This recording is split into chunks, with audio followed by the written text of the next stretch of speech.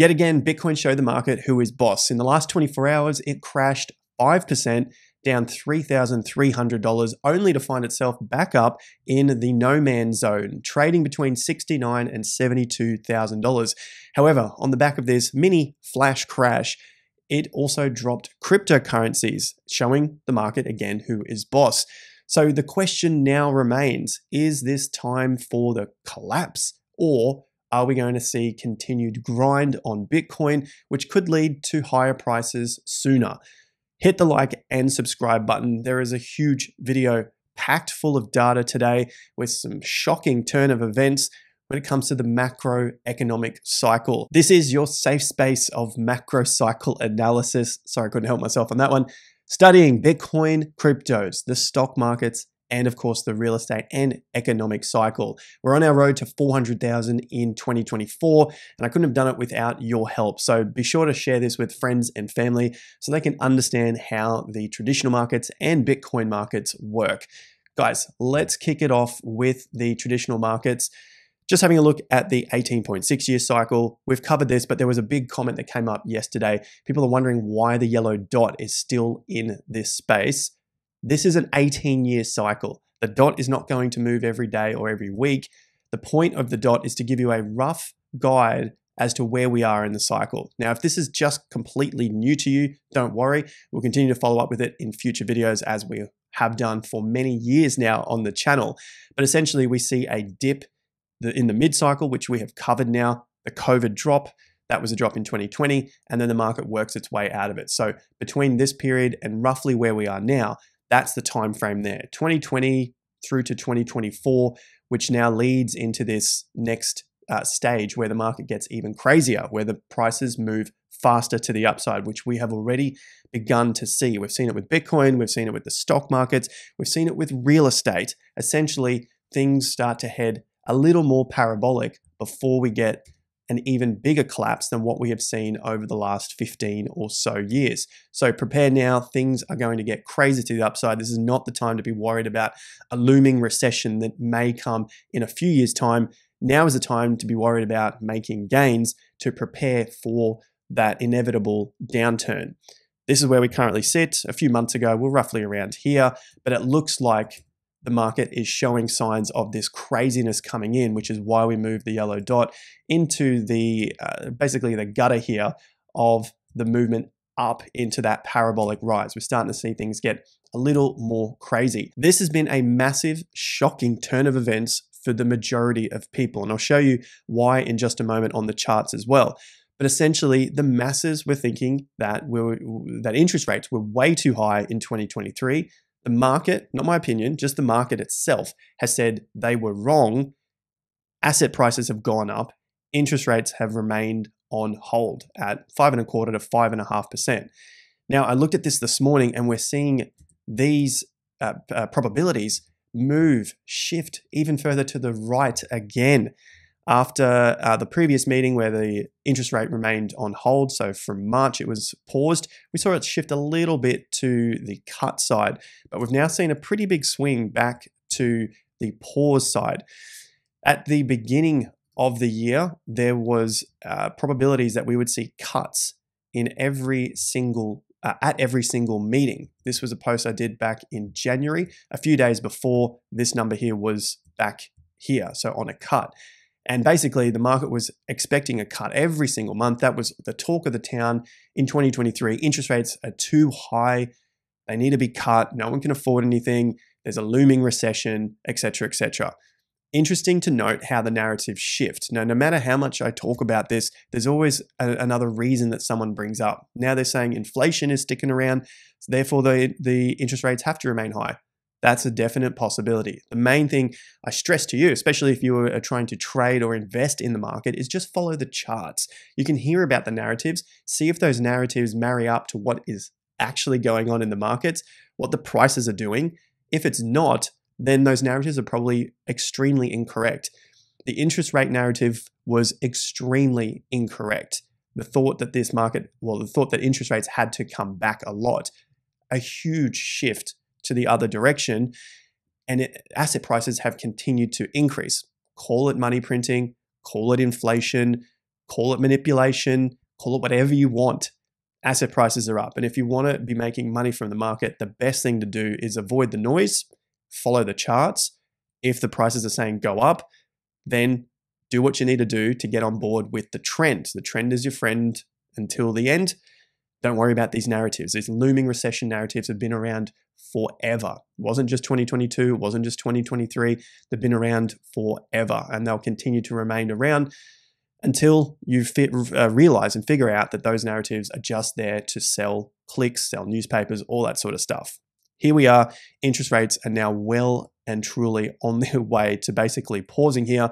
And I've even gone on a limb here to say that it's possible that we won't see interest rates below 4.75% and 5% in 2024.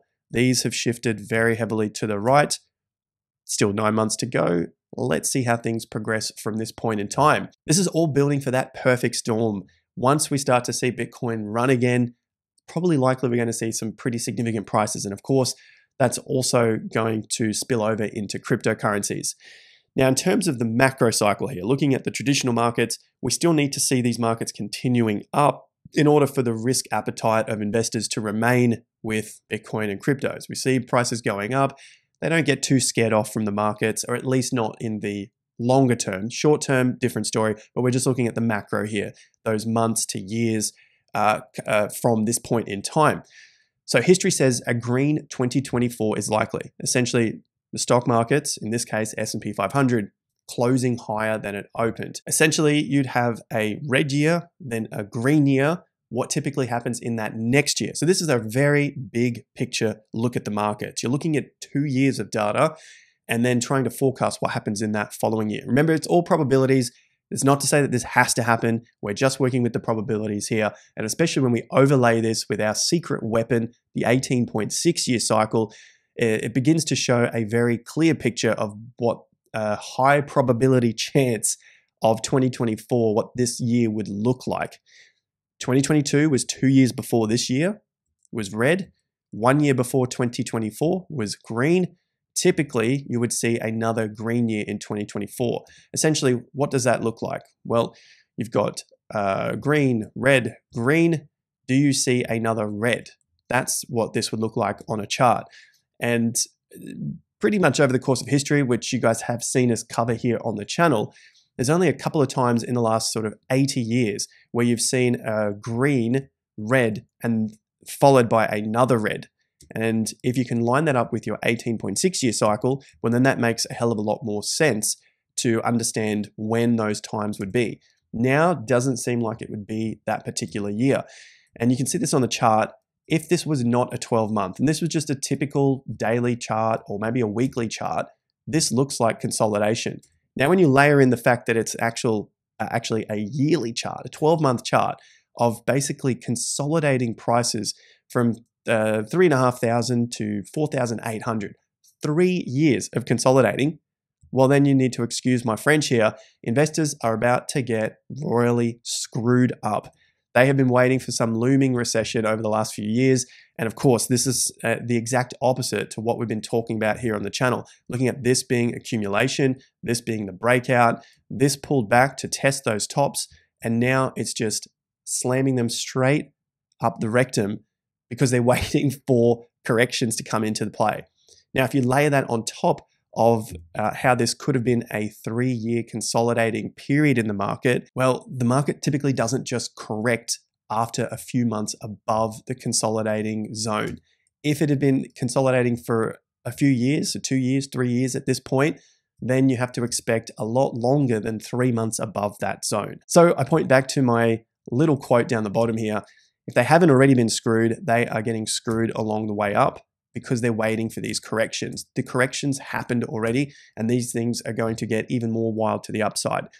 Most investors are looking for these bigger corrections, these sort of double-digit corrections. This is for the S&P. Bitcoin we'll get to in just a moment, but now we're just layering all of the data, the evidence to suggest that we still have further upside to go in these markets, even if we see short-term pullbacks, dailies, weeklies for Bitcoin, as we've talked about here on the channel. Here is another big one that we're looking at. So some of the data here for debt. in the traditional markets, investors seem hesitant to leverage their investments. Debt is growing, but not as much as the collateral. Last summer, and this was from the article here, Dean noted that margin debt was recovering. So it's this article here. I don't have access to it, but you can basically read the headline: bullish buy signal from margin debt. That's back in July, around those peaks of the move here. Yes, there was a pullback, but you've got a pretty significant move after that point. The main point of this article is that debt is now beginning to grow again, still 20% off from the high. The stock markets are also climbing now, which means if this debt is to come back even higher, it's possible that we would see even higher prices here for the S&P 500. Now, one might ask, well, isn't debt a bad thing? Not always. Essentially, businesses are expanding on debt. That's typically how these cycles work. And in a collapse, the debt shrinks. So in a crash, in a pullback, maybe even in a pause, you can see the debt pull back as well. Now we're starting to see that expand, but there's a long way to go to the upside, which could also fuel further upside for these markets. Now, if that wasn't enough, we have more data. S&P 500 up 25% in 5 months, so essentially about 5% a month. When this occurs, you're likely going to see higher prices 12 months later. You can see in this data, S&P 500 using up 25% in 5 months. We looked at this back in January as well, as the S&P was up 15% in 3 months. So essentially the same sort of thing here, 5% a month. So looking at this strategy, a few data points going back here to the 1970s, so about 50 years of data. The S&P was up 23%, 19, 22, 9, 6, and 29% every time this signal occurred. In 12 months' time, you had an average increase of about 18%. So bigger than the average gains that you would typically see on the S&P 500. So we've got a big basket of the data showing that there is very high probability of future gains in the stock markets, meaning there is a lot of risk out there. We've looked at the debt.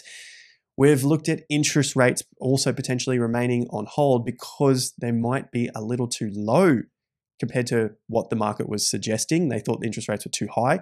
They might in fact be too low. Layer on top of that, that the US dollar is also going up. Typically, you would see the asset prices at least pause, maybe cool off a little bit while the US dollar is rising. It's come up from 102, now coming to test around 105. So a pretty good move over the last 3 to 4 weeks. We just saw that in the last 24 hours as well, another 0.5% move up on the US dollar. However, you can see from my notes here, Bitcoin is showing relative strength. Relative is the key word here, while the USD is rising. So I think that looks bullish. In the short term, maybe you see Bitcoin drop to 68, 64, 60K, 55. I'm just throwing numbers out there because even those numbers would still be in the realm of a safe consolidation zone for Bitcoin. Should we then start to see the US dollar roll over or at least pause, that would still be a great base for Bitcoin to push up from that point. So if I bring out the BTC chart here, you can see that Bitcoin was rising while the US dollar, where you can see it paused, US dollar was dropping. It also dropped again and Bitcoin rose. Then the US dollar went on a bit of a run and Bitcoin has basically fallen from there and is now pausing at higher prices. That's why I say relative strength compared to what the US dollar is doing. You know, USD has been on a pretty good run out of the lows here in December of 2023. So a solid 3 months now. Yet Bitcoin has also been on a very good run since December or even earlier of 2023. So Bitcoin showing relative strength while the US dollar is also rising. So the point there is, should the US dollar pause, maybe comes up and then corrects eventually over the coming months, Bitcoin is likely in a good position to continue up with strength after hopefully some sort of consolidating period. Now, we also have the halving coming up in 18 days' time. So there's a lot of hype, there's a lot of interest around the halving. Typically, we've seen Bitcoin pause and hold off at these points when it comes to the halving in the past. It doesn't necessarily pump straight away. We've covered this in recent videos as well. When you go back and look at the previous halvings of previous cycles, you've got the halving here in May. That to me does not look like an immediate pump. The halving was somewhere around early to mid-May. So right here, it ran up into the halving, paused for a couple of months into late June, then had another move, paused again, quick dump, paused again, and then we went on with the rest of that cycle. So it's depending on your time frame. Is your time frame a matter of days? Is it a matter of weeks or months? If you're looking at months, well, maybe you just got to sit around for a couple of months here while it basically trends sideways in the grand scheme of things before it goes on for another big move. If you're looking at days, well, then you're probably going to be very disappointed and you're going to have your emotions get absolutely destroyed all over the place over the coming weeks as we lead into the Bitcoin halving. Because there's no data to suggest that Bitcoin always runs straight out of that halving. The previous halving was July, or the cycle before 2020 was July 2016. My memory serves me correctly. That was roughly around this point here. And so the market ran into that halving and then dumped from that point. And so if you have fickle emotions, that's a 30% drop. Not suggesting that Bitcoin does a 30% drop, but the main thing is it does run into it, which we have done, and then it needs some time to recover. Just how much time, we'll wait and see. We'll let the signals come to us and we'll let the market prove to us what is going to happen next. But just looking at the previous cycle, well, 30% drop, paused for another couple of weeks, another drop, paused again, and then started to climb its way back to those previous prices. So in each case, we've gone higher. It's just a matter of how solid are your emotions through the period over the halving. So the weeks, maybe even to a couple of months after the halving. So we're now 18 days into the correction from this top on March 14th, $74,000. Here are the signals that we have looked at on the channel. We're up to about 5 now, and I've thrown ETFs in there because people love to talk about the ETFs and that particular narrative. But I'm calling these ignored signals for the correction that we have seen, the correction that we are currently in. There is no confirmation that the correction is over yet because we haven't closed above the previous high at $74,000. So while we remain in this range between 60 and 74K, you have to assume that this is still a consolidation, so trading between 60 and 74K, or there is more correction to come. It's only once we break above that level, then we can know, well, that was the correction, and then we can start to measure timeframes from that point. For now, Bitcoin is still in a relatively healthy zone here. If you're a bull and you don't want to see any lower prices, it's trading between 69 and 72K. This is the zone that we've had on the chart based on our Wyckoff gotcha bar right here. And market stalling, basically the market stalling due to those signals there. Google trends were down. Here it is here. From that point there again, basically the search volume had dropped right off. We also looked at exchange volume was down. So exchange traded volume, not search volume here, but essentially exchanges and how much money was going through those exchanges. That has also dropped off from that point. Typically, you see exchange volume rise into those peaks because, well, essentially it brings in all of the masses and they get super excited by what's going on at the higher prices. And now we've seen that volume drop off. It doesn't mean the cycle is over. It doesn't mean that we have to go for a 40% dump. Sometimes it's just a cooling off effect, which is fantastic for this stage of the Bitcoin cryptocurrency cycle. On top of that, we had 3 days down. Essentially, it is 3 red arrows. Let's turn this on in our swing indicator, show bar type, and you want to see these 3 red triangles here, so like down arrows. Those suggest that this was going to be a longer correction than anything that we had seen previously. So far, it's the longest that we've seen since the ETF correction. From the ETF top to where it broke out again, that was about 31 days. So basically a month underneath that previous top. We're at 18 days now, so should we get another 2 weeks underneath the 74K, it'll be equal to that particular correction. So let the market prove the move to you. Nice, easy one to remember there. So we've looked at the Google Trends data with the interest cooling off here. It's not the end. We saw it cool off as well in January and February before we started to climb higher into that new all-time high.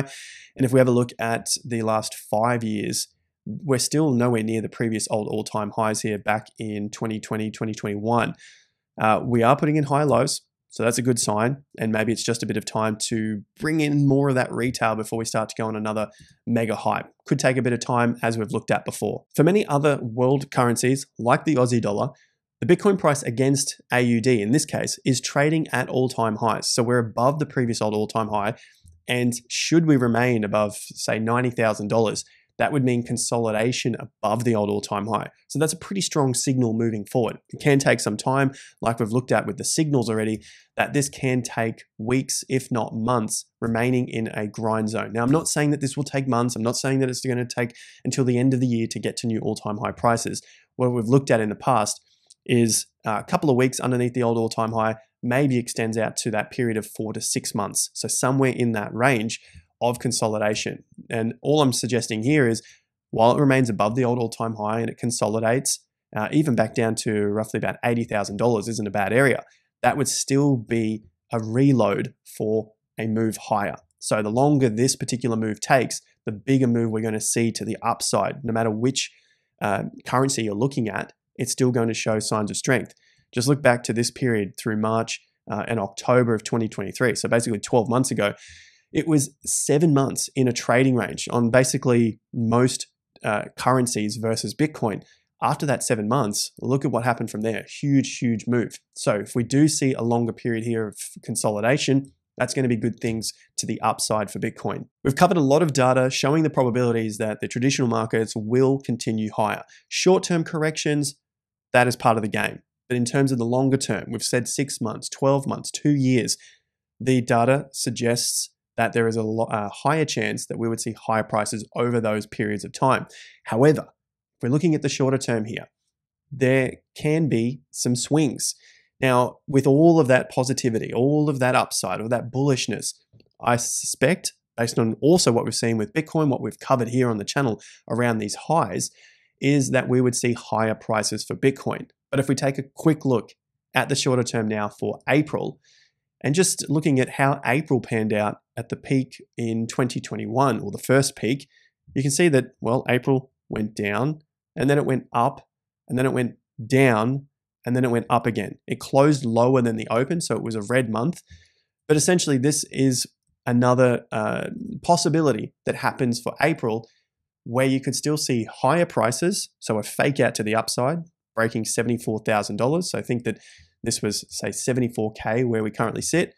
We have a bit of a move down. We have a move up to break that 74K, a more significant move down, and then a rebound from that particular point. So what would that look like in today's data? So we'd look at something like where we are now.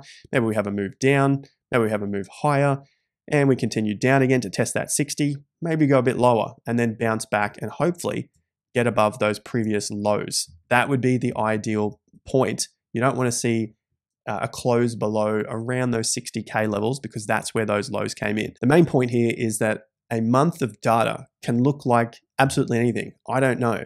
And I'm prepared to follow the chart to let me know what it's going to look like, as opposed to saying it must just go straight up from here, or it must go straight down from here.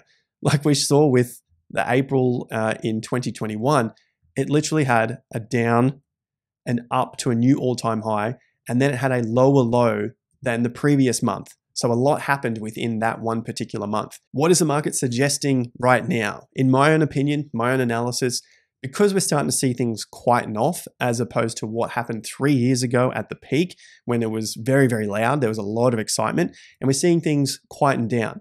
Well, that could mean that we don't go very much higher, if at all higher than the 74K. But at the same token, maybe we don't go too much lower than the 60K. So you'd have a tighter range than what happened 3 years ago, because you're not seeing the same sort of excitement that was there at those peaks. We're not seeing the same sort of excitement as to what happened just 3-4 weeks ago in March. We've seen the interest drop off in Google. We've seen the interest drop off on the exchanges. So not as much trading going on as what there was a month ago. We've also got some of the bearish signals there, your 3 days down and the Wyckoff gotcha bar, which have not been resolved to the upside, which haven't been invalidated yet. They haven't broken past, well, Bitcoin hasn't broken past 72.5K, and we haven't taken out the old all-time high yet either. So there are a lot of things to suggest that we still have a little further to go here on the grind. That grind can be down to 53, could be down to 60, and within a range of somewhere around $74,000 to $78-ish thousand. It's a big range. I don't suggest that I know exactly what's going to come next. All I know is key pivot points. If the market breaks down from key pivot points and closes under there, that would be a bearish sign for the macro. If we break above and close above them, pretty much a good sign for the macro. Let me know in the pinned comment down below. Are we going to have a wild April, taking out highs, taking out lows, or maybe a rather quiet April where we just trade within a particular trading range? I'm interested to hear what you guys think. That is in the pinned comment. Otherwise, I'll see you at the next video. Share it with a friend, and I'll see you right back here at the next one. Till then, take care and peace out.